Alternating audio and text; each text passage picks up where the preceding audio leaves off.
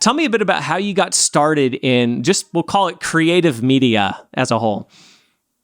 Yeah, so, Spirit Juice started in 2007. I'm 37 right now. So when it started, I was 22, 23. And, I got involved in creative stuff prior to that. I was, it was just kind of like I don't say a natural thing, but like I got involved in ministry stuff when I was in high school. And oftentimes it was just, I never thought I was like creative, although I thought I was pretty good with Legos when I was young. I love, and that's, for sure with that. But it was really like, getting involved in the youth stuff at church and seeing like all like the videos or like the flyers all look just like terrible. And I like go to like the youth ministry, like, hey, can someone like do a better job? Like, I want to get my friends here, but like this flyer, it looks like garbage. And like every time their response was, well, why don't you make something up? And I was like, well, I don't know how to do this stuff. And like, this is like, you're talking like 2001 or not even like early, like the 90s. And so like access to like design stuff was like very hard.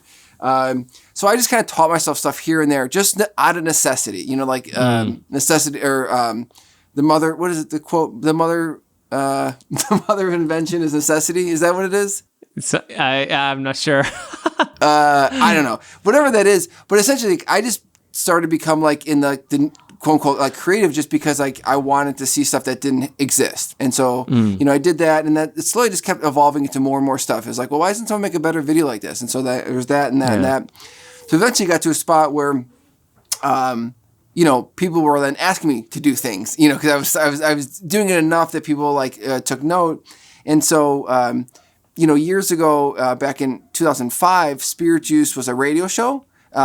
We were, for a few years, Spirit Juice was, hey, this is Rob Kaczmark, Spirit Juice on Relevant Radio. And we did Catholic music for 30 minutes, one day a week.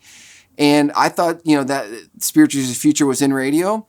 Turns out it wasn't. So that didn't really work out. And we were trying to figure out where to go, and seeing that, the same need of like, man, there's a lot of Catholic organizations that don't have really good media, whether that's primarily video, but also in a few other forms.